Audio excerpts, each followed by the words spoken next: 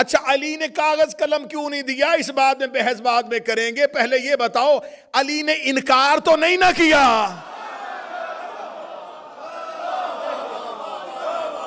मौला अली ने माज़ल्ला नबी पे हज़यान की तोहमत तो नहीं लगाई, तो ये इनकार क्यों किया गया? दूसरी एक और स्कॉलर उठा, उसने कहा देखें ये बात शिया जाकिरीन करते हैं और शिया उलमा करते हैं, लेकिन उन्हें ये बताना चाहिए अपनी कौम को कि जब रसूल अल्लाह ये हुक्म दे रहे थे तो जब रसूल को पता था, आलिमुल गैब थे। शिया तो कहते हैं नबी के इल्म गैब के मानने वाले हैं, तो ये नबी के इल्म गैब के मोतकिद हैं, तो फिर इनको ये मानना चाहिए कि जब नबी को खबर थी कि मुझे कागज कलम नहीं देंगे तो नबी ने मांगा क्यों? ऐन आखिरी वक्त में नबी अपने आखिरी लम्हों में, आखिरी सांसों में क्यों वो चीज़ मांग रहे हैं जिसके बारे में नबी को अंदेशा भी हो कि ये मुझे इनकार करेंगे, उससे मुझे तकलीफ होगी, झगड़ा हो जाएगा, उम्मत गुरोहों का शिकार हो जाएगी, मजमा सारा चुप भी हो जाए, जहां मुझे बात पहुंचानी मैं वहां पहुंचाने लगा हूं। जब अल्लाह को पता था शैतान ने सजदा नहीं करना, उसने हुक्म दिया क्यों था?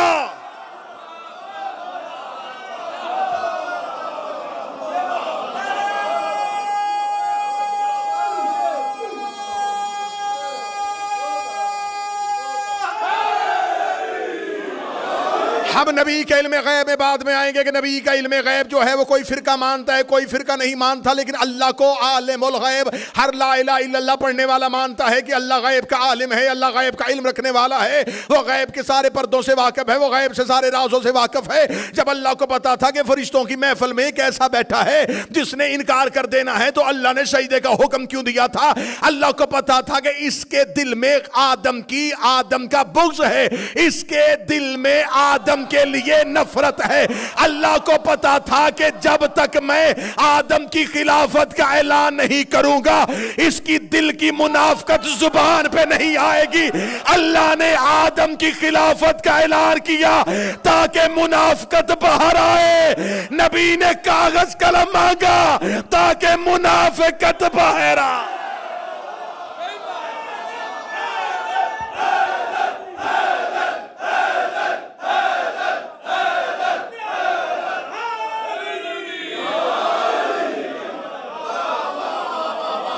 क्यों अल्लाह ने हुक्म दिया? अल्लाह ने हुक्म दिया ताकि मुनाफिकत बाहर आए। तो ये रसूल अल्लाह है, ये रसूल अल्लाह है, ये भी वही करता है जो अल्लाह करता है, बल्कि अल्लाह इससे वही करवाता है जो वो खुद करता।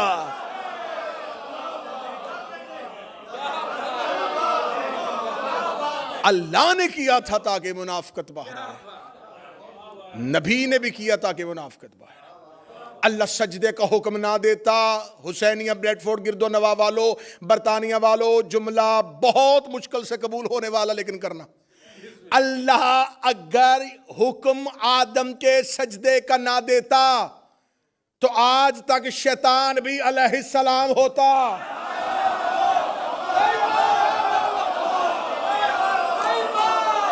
मजमा खामोश हो गया, मैं जुमला कह गया, क्योंकि वो अलैहिस्सलामों में रहता था।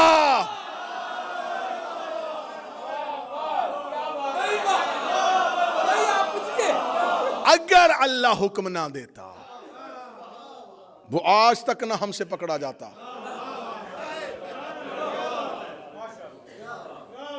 अल्लाह ने हुक्म दिया ताकि अलैहिस्सलामों में एक लानतुल्लाह बाहर आए। तो ये तो तौहीद का मंशूर है, ये तो इलाही नस्बुलैन है, ये तो दस्तूर इलाही है कि वो मुजरम को हमेशा ऐसे ही पकड़ता है। फिर रसूल ने कहा कि मैं तुम्हें लिख दूं ताकि तुम मेरे बाद गुमराह ना हो जाओ। अच्छा, अली ने क्यों नहीं लिखवाया? अली को गुमराही का खतरा होता तो लिखवाता।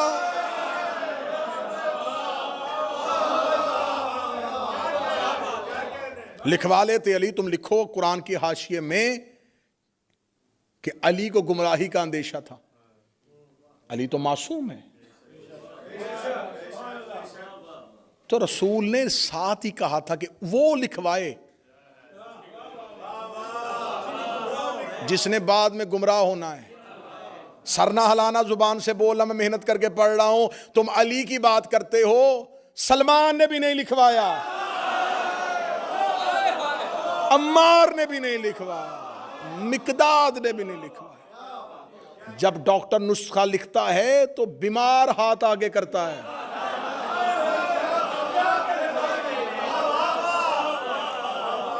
डॉक्टर एक मरीज को नुस्खा लिख के दे रहा और साथ एक सेहतमंद बैठ के कहे एक कॉपी मुझे भी दे दें, या वो खांसता हुआ मरीज उस सेहतमंद से कह दे अच्छा मौका है, लिख रहा है तू भी लिखवा ले। वो कहेगा मैं लिखवाऊं क्यों, मुझे मर्ज ही कोई नहीं, ताकि तू मेरे बाद गुमराह ना हो जाओ। ये पहली हदीस मैंने पढ़ दी, ये हदीस है किरतास।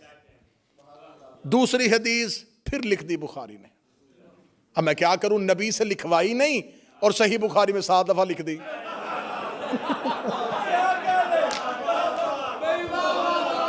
नबी से, किबला तुराबी साहब, नबी से एक बार नहीं लिखवाई।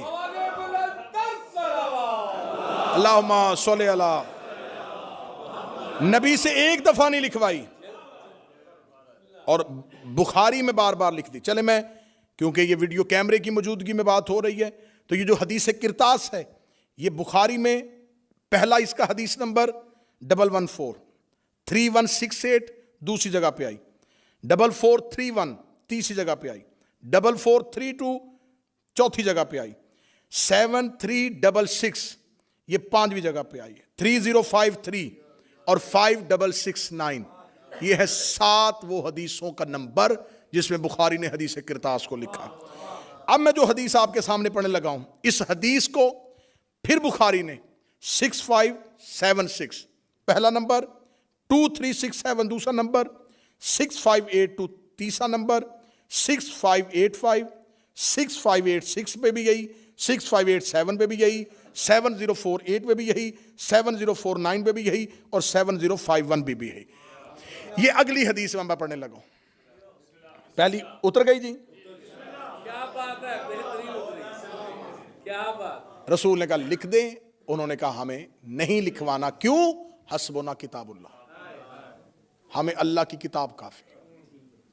रसूल ने एक हदीस कही है, इन्नी तारिकुन फिकुम अस्सकलैन, मैं तुम्हारे दरमियान 2 चीजें छोड़ के जा, किताबुल्लाह व इतरती अहले बैत, एक अल्लाह की किताब और एक मेरी इतरत। इस हदीस को बदला नहीं, रसूल ने कहा मैं कुरान छोड़ के जा रहा हूं और सुन्नत छोड़ के जा रहा हूं। अच्छा, रसूल चीजें 2 छोड़ के जा रहे, कुरान और सुन्नत, और जो हुजरे में शख्स खड़ा है वो कह रहा है हमें सिर्फ कुरान चाहिए।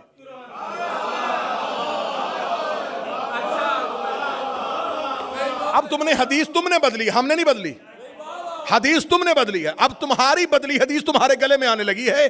तुमने कहा नबी 2 चीजें छोड़ के गए, एक कुरान और एक सुन्नत। ये हदीस भी तुम्हारी है और जो हुजरे में बोल रहा है वो भी तुम्हारा है। वो कह रहा है हमें सिर्फ कुरान चाहिए। अब सर नहीं, मुझे मजमे की जुबान से ताई चाहिए। जब उसने कह दिया था हमें सिर्फ कुरान काफी है, तो तुम्हारा फिरका अहले कुरान होना चाहिए था, अहले सुन्नत नहीं होना चाहिए।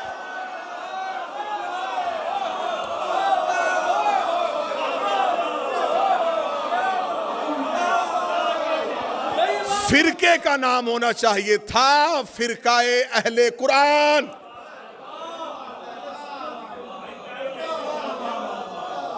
क्योंकि सिर्फ कुरान काफी है, हमें सिर्फ कुरान काफी है। फिर आज मेरा अहले सुन्नत भाई जो इस मजमे में मौजूद है, या जो जहां जहां सुनेगा, आज के बाद या उस शख्स को मानना या हदीस मानना। 2 नंबरी मजहब में तो ना करो कि उसे भी मानो जो कह रहा है कि कुरान काफी है, फिर बाद में हदीस को भी मानो। अगर हदीसें पढ़नी है तो फिर उसे छोड़ो, अगर उसकी फरमाबरदारी करनी है, उसे मानना है, उस पर यकीन रखना है, फिर अहादीस का इनकार करो। क्योंकि उसने मजमा आम में कहा है कि हस्बुना किताबुल्लाह, हमें अल्लाह की किताब काफी है। दूसरी हदीस मैंने फिर उसके जो सारे नंबर नोट करवा दिए, ये हदीस फिर बुखारी में आ गई। इस हदीस को कहा जाता है इमरान भाई हदीस से हौस, 2 इमरान इकट्ठे, और तज़किरा आले इमरान का। दूसरी जगह पे हदीस आई, हदीस हौस। इस हदीस के 4 तुर्क हैं, 5 रावी हैं, मुख्तलिफ असनाद के साथ इसको नकल किया गया। इसमें लिखा गया कि रसूल अल्लाह खुद बयान करते हैं कि क़यामत वाले दिन मैं हौज़े कौसर पे हूंगा, या कुछ मेरे असहाब में से कुछ लोगों को लाया जाएगा। जो ही वो मेरे करीब आने लगेंगे तो फरिश्ते उनको हौज़े कौसर से ऐसे हटाएंगे जैसे अजनबी ऊंट को खेत से निकाला जाता है। वो उन्हें हटाएंगे, धक्के मार के हटाएंगे। एक अजनबी ऊंट, ये अरब की मिसाल है कि एक चरता हुआ ऊंट किसी के खेत में चला जाए तो वो प्लीज कह के तो नहीं उसे निकालेगा। उस किसान को कितनी तकलीफ होगी जिसकी फसल को एक आवारा ऊंट आ जाए। अब मैं नहीं बयान कर सकता कि क़यामत वाले दिन क्या होगा, बस तुम अपने जहन में अपने मुआशरे की मिसाल रख दो कि जैसे वो निकालता है ऐसे फरिश्ते उन्हें हटाएंगे, पीछे कर देंगे हौज़े कौसर से। और नबी कहेंगे मेरे अल्लाह ये मेरे असहाब हैं। हदीस में लफ्ज़ असहाब आया, मेरे पास मौजूद। रसूल कहेंगे मेरे अल्लाह ये मेरे असहाब हैं, या फरिश्ते कहेंगे या रसूल अल्लाह इन्होंने तेरे बाद तेरे दीन को बदल दिया था और गुमराह हो गए थे। बोलो जो अली के नौकर बैठे हो, जो हुसैन के अज़ादार बैठे हो, इन्होंने तेरे बाद तेरे दीन को बदल दिया था और गुमराह हो गए थे। ये कहां से हटाए जाएंगे? हौज़े कौसर से। या रसूल अल्लाह, अगर आपने, और यहां पर लफ्ज आया है कि मेरे असहाब में से, शुक्र है कि हदीस लिखने वालों ने असहाब लिख दिया है। ये इस इल्मी जुर्रत को सलाम करना चाहिए कि यहां असहाब लिख दिया है कि मेरे असहाब में से कुछ लोग आएंगे जिनको हटा दिया जाएगा। इन्हें तूबा से नहीं फरिश्तों ने हटाया, फरिश्ते पहुंचाते पहुंचाते इन्हें हौज़े कौसर तक ले आए। जब इनको हटाना ही था तो फरिश्ते तो मासूम हैं, इन्हें महशर की अदालत में पहले ही हटा देते। वहां नहीं हटाया, तूबा पे नहीं हटाया, जहां नामा इमाल तुल रहे थे वहां नहीं उठाया। हौज़े कौसर आखिरी चेक पोस्ट है जन्नत के बाहर।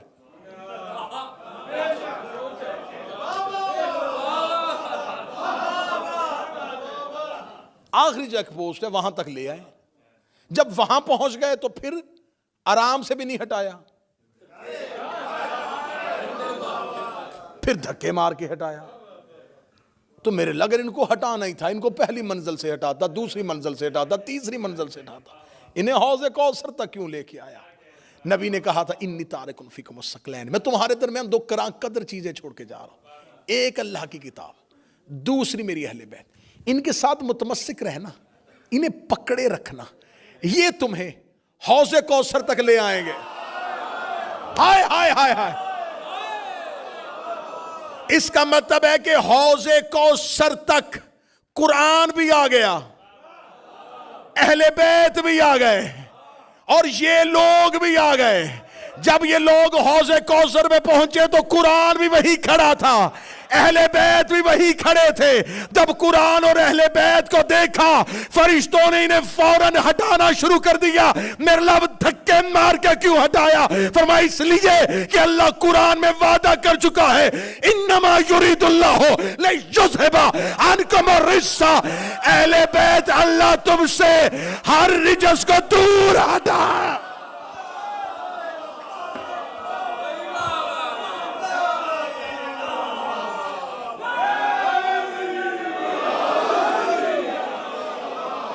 ये है हौज़े कौसर। इस हदीस को कहा हदीस हौज, हौज वाली हदीस। हौज कहते हैं तालाब को। इस चश्मे का नाम कौसर नहीं है। हाँ हाँ हाँ, समझना, ये है हौज़े कौसर, कौसर का चश्मा।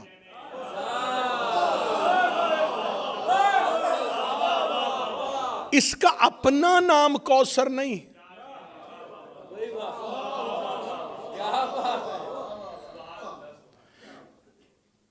ये है कौसर का चश्मा। इसका मतलब कौसर और है, चश्मा और है। अगले जुमले तक मुझे अज़ादार मातमी की ताई चाहिए। फरिश्ते इन्हें घसीट कर कौसर तक लेके आए थे। खुदा कुरान में कहता इन्ना आतैना कल कौसर, मेरा मोहम्मद हमने तुम्हें कौसर अता की है। आइमाए अहले बैत ने कहा कौसर से मुराद है हमारी दादी ज़हरा। इसका मतलब ये है ज़हरा का चश्मा, ये है ज़हरा का चश्मा। बंदे ज़हरा के चश्मे से हटाए इसलिए गए कि मोहब्बत नबी का दावा करते थे, दुश्मनी ज़हरा से करते थे।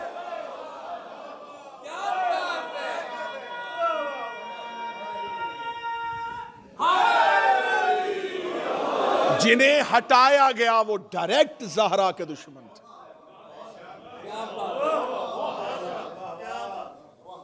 अगली सतर भी तुम्हारा ही हक बनता है, तुम्हें हदिया की जाए।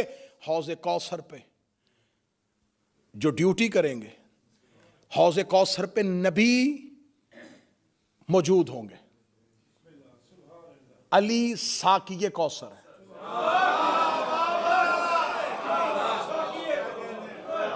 रसूल उस चश्मे पे खड़े होंगे, अली पिला रहे होंगे, हसनैन दे रहे होंगे, मुस्तफा भी वहीं, मुर्तजा भी वहीं, हसनैन भी वहीं। 4 मासूमों की ड्यूटी है उस चश्मे पे। अब सुनना जो अकीदे वाले बैठे हो, कब्र में फरिश्ते आएंगे, हशर में फरिश्ते खड़े होंगे, दामा अमाल फरिश्ते हाथों पे दिलवा रहे होंगे, क़यामत का ऐलान फरिश्ते करेंगे, मलकल मौत रूह कब्ज़ करेगा। हौज़े कौसर तक पहुंचते पहुंचते अल्लाह ने हर ड्यूटी मलाइका की लगाई है, लेकिन हौज़े कौसर पे अल्लाह ने किसी फरिश्ते की ड्यूटी नहीं लगाई। खुदा ने फरिश्तों से कहा अब पीछे हट जाओ, अब यहां नौकरी मोहम्मद करेगा, नौकरी अली करेगा, नौकरी हसनैन करेगा, क्योंकि अल्लाह ज़हरा के चश्मे पे फरिश्तों को भी बर्दाश्त नहीं।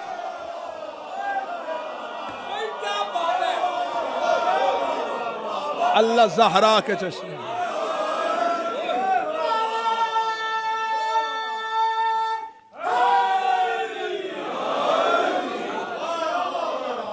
जो अल्लाह ज़हरा के चश्मे पे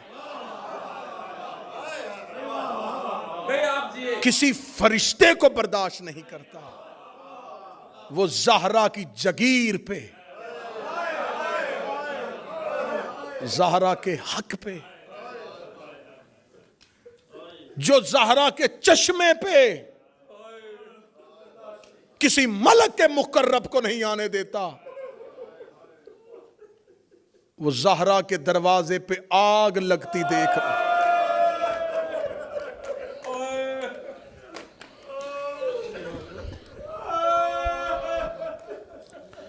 हुसैन की मां तुम्हारी नौकरी कबूल करे, नबी की बेटियां तुम्हें दुनिया के किसी गम में न रुलाएं। जब भी रो या ज़हरा को रो या ज़हरा की औलाद को रो। आशूरा पे भी आते हो, 10 दिन मुहर्रम में भी इमाम बारगाहों की जीनत बनते। ये अयाम फातिमिया है, ये ज़हरा की शहादत की पहली रवायात की तारीखें हैं, क्योंकि किसी को नहीं पता कि कितने दिन जिंदा रही है।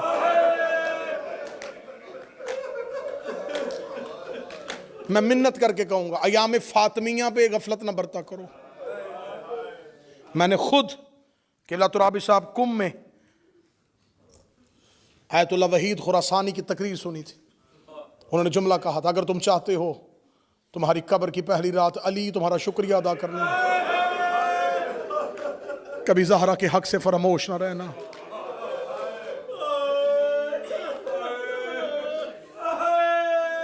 हर पुरसा लेने ज़हरा जाती है, ज़हरा का पुरसा लेने अली आते हैं। ये फातिमा का पहला आज़ादार है। मैं लफ्ज़ फिर कहने लगा, अली ज़हरा के आज़ादार है। अली ने ज़हरा के बाद ज़हरा के लिए पहला इमाम बारगाह बनाया। रेत पे बैठ के रोता था कायनात का अली। हम इन्हीं अयाम में से को दिन तलाश करते हैं। कितनी गुर्बत है मोहम्मद की बेटी पे।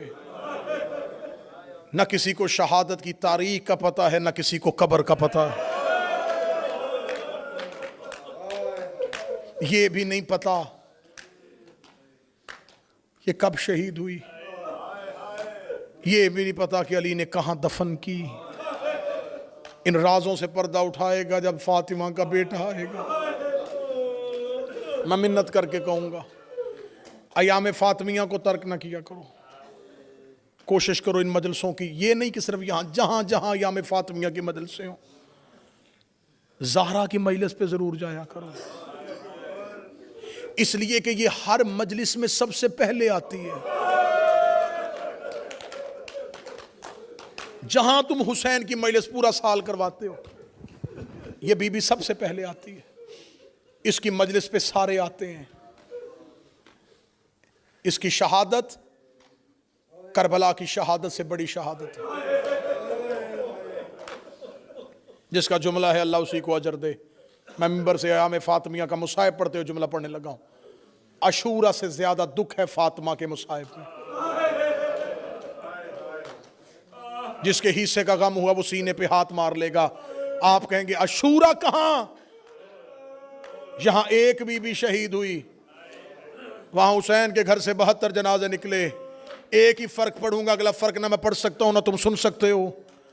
वहां माओं के सामने बेटों को मारा गया था, यहां बेटों के सामने मां को मारा गया। बेटे देख रहे थे, बेटे देख रहे थे, मां जख्मी हो गई। बेटे देख रहे थे, मां जमीन पे गिर गई। मेरा मौला तुम्हें नजफ ले जाए। मौला अमीर अल मोमिनीन के जिस सहन में दाखिल हो गए, गुंबद, हरम, जरी पे जाओगे, शहनशाहियत, जलालत। जब जियारत की किताब उठाओगे, जियारत का पहला लफ्ज़ अस्सलामु अलैका या वलल मज़लूम। ऐ कायनात के पहले मजलूम, तुझ पर हमारा सलाम हो। मुझसे सवाल करो कि अली कायनात का पहला मजलूम क्यों है? मेरी आंखों के सामने मौला अब्बास का आलम है। मैं गाजी मौला से माफी मांग के जुमला कहने लगा, मौला अब्बास आप भी बड़े मजलूम हैं, लेकिन तेरा बाबा तुझसे बड़ा मजलूम है। मैं फिर मुसाए में जुमले रोक रोक के पढ़ रहा हूं ताकि किसी मोमन को ज्यादा तकलीफ ना हो। मैंने लफ्ज कहा है कि अब्बास से बड़े मजलूम थे अली, अब्बास से बड़े मजलूम थे अली, अब्बास से बड़े साबर थे अली, अब्बास से ज्यादा मजलूम थे अली। मुझसे सदर अगली सुनना और घर तक मातम करना। सकीना को तमाचा अब्बास के जाने के बाद लगा था। सकीना को तमाचा अब्बास की जिंदगी में नहीं लगा था। अली जिंदा थे, ज़हरा का हाथ चेहरे पे आ गया, रोग के दिया अली मेरा रुखसार जख्मी। अजरो कमल अल्लाह, अजरो कमल अल्लाह। मौला तुम सबकी दुआएं कबूल करे। अल्लाह उस बीमार को सेहत दे। रोते भी आओ, दुआएं मांगते आओ। अली जिंदा थे, जिंदा थे अली। या ज़हरा का हाथ चेहरे पे, बीबी का हाथ पहलू पे। कितने दिन जिंदा रही किसी को नहीं पता, 30, 75, 90। मैं इस पे बहस ही नहीं करूंगा कि कौन सी रवायत ज्यादा बेहतर है। हमने तो सिर्फ रोना है, हम रोने के लिए एक ही बात पे रो लेते हैं, जितने दिन भी जिंदा रही है, रही रोती है।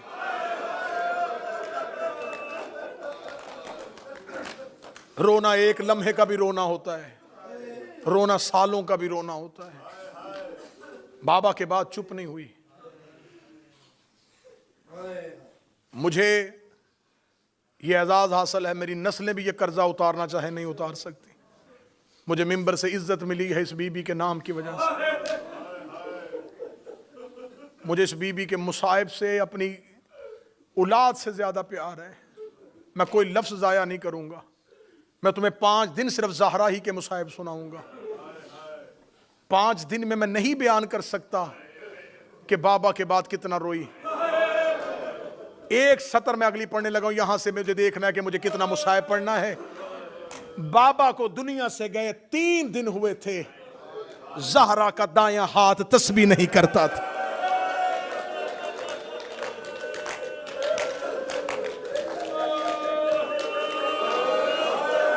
बीबी दाएं हाथ से तस्बीह नहीं करती थी, बीबी दाएं हाथ से तस्बीह नहीं करती थी। मैं जुमले भी पढ़ रहा हूं और मजमे को भी देख रहा हूं। जो नहीं रो सका जनाब ज़हरा, उसे माफ कर देना। उसके समझने में गलती नहीं है, मेरे पहुंचाने में गलती हो गई है। मैंने जुमला का बाबे के 3 दिन के बाद तनवीर बीबी दाएं हाथ से तस्बीह नहीं करती थी। मुझे इस मिंबर की इज्जत की कसम है, मुझे अब्बास के अलम की कसम है, मैं 14 की कचहरी में खड़ा होकर जुमला पढ़ने लगा हूं। तुम्हारे डर से मिंबर पे ज़ाकिरीन पढ़ते हैं कि बीबी दाएं हाथ से तस्बीह इसलिए नहीं पढ़ती थी कि बीबी का दाएं हाथ पहलू पे था। ये मोहम्मद की नमाजी बेटी थी, ये अपनी एक तकलीफ की वजह से अपने हाथ को तस्बीह से महरूम नहीं कर सकती थी। बीबी का पहलू जख्मी सिर्फ नहीं था, बीबी तस्बीह इसलिए नहीं पढ़ती थी, बीबी के हाथ की उंगलियां शहीद हो गई थी। मोहम्मद की बेटी का हाथ तस्बीह पढ़ने के काबिल नहीं था, तस्बीह के काबिल नहीं था।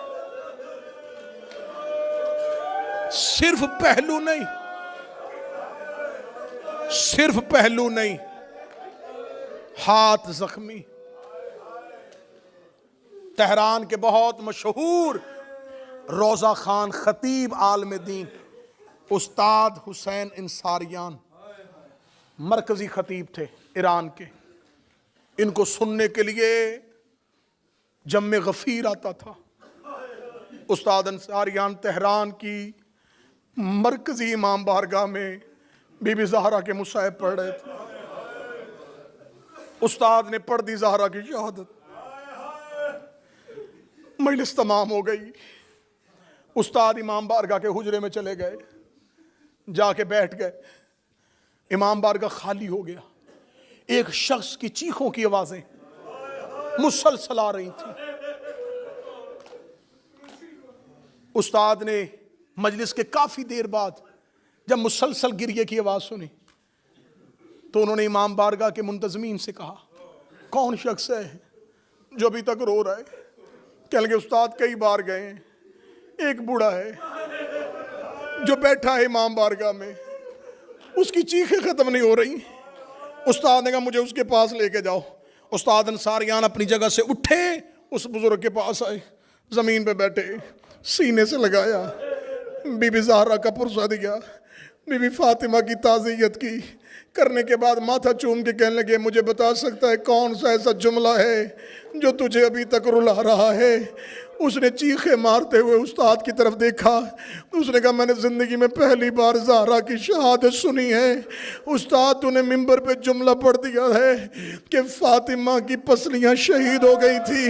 उस्ताद ने कहा हाँ मैंने जुमला पढ़ा है। कहने लगा मैं पेशे के एतबार से डॉक्टर हूँ, मैं हड्डियों के मर्ज का इलाज करता हूं, मुझे कुरान की कसम है, किसी की एक पसली टूट जाए उसे सांस लेते भी तकलीफ होती है।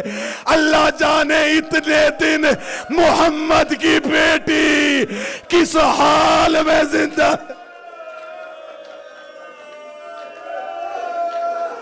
इतने दिन जिंदा रही। जिसकी पसलियां टूटी हों उससे तो सांस भी नहीं लिया जाता। इतने दिन जिंदा कैसे रही?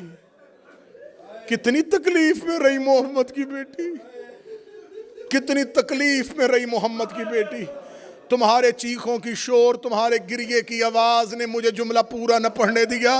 जब उसने कहा ना कि उस्ताद मैं डॉक्टर हूं, मुझे पता है एक पसली एक हड्डी टूट जाए मरीज को सांस लेते तकलीफ होती है, मुझे बता फातिमा इतने दिन जिंदा कैसे रही? हुसैन अंसारियान ने उसके गले में बाहें डाली। उस्ताद चीख मार के रो के कहने लगे, पूरी रवायत आप पढ़ देता हूं, हर रोज बाबे की कब्र पे जाके रो के कहती, बाबा मैं मरना चाहती हूं, बाबा अब मैं जिंदा नहीं रहना चाहती, बाबा तेरी ज़हरा बड़ी जख्मी हो। अल्लाह तेरी बेटियों के नसीब अच्छे करे। हुसैन की मां तेरी बेटियों के नसीब अच्छे। अपने मुंह से मौत मांगी है मोहम्मद की बेटी ने। बस एक रवायत और पढ़ूंगा। मौला अमीर अल मोमिनीन कभी कभी मिंबर पे बैठे हुए ज़हरा के बाद अपने हाथों को देखते रोना शुरू कर देते। साहबा पूछते, या अली आप हाथों को देख के क्यों रोते हैं? अली देखते, क्या फायदा इन हाथों का,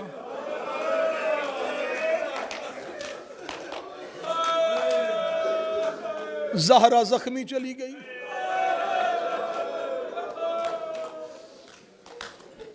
क्या फायदा अली तेरे हाथों का? हसरत अली के दिल में थी, काश मुझे नबी हुक्म ना देते, मुझे रसूल की वसीयत ना होती, रसूल ने मुझे तलवार न्याम में रखने का हुक्म ना दिया होता। मैं इनसे पूछता, ये ज़हरा के दरवाजे पे ऊंची आवाज में बोले कैसे? हसरत बाबे की दिल में रह गई। अली हो गए ज़ईफ, आ गया दुनिया में अब्बास। आखिरी रवायत सुना, आखिरी रवायत सुना। अली की दिल में रह गई, अब्बास दुनिया में आ गए। अब्बास ज़हरा की बेटियों की गोद में पलना शुरू हुआ। एक दिन बीबी उम्मुल बनीन के पास गोद में आके अब्बास रो के कहते हैं, अम्मा उम्मुल बनीन मैं बहनों के साथ रहता हूं, घर में रहती हैं तो चुप रहती हैं, ये बकिया में जाके रोती क्यों है?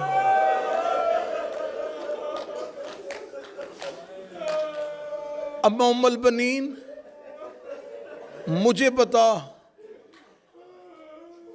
मेरी आका ज़ादी को किसने मारा था?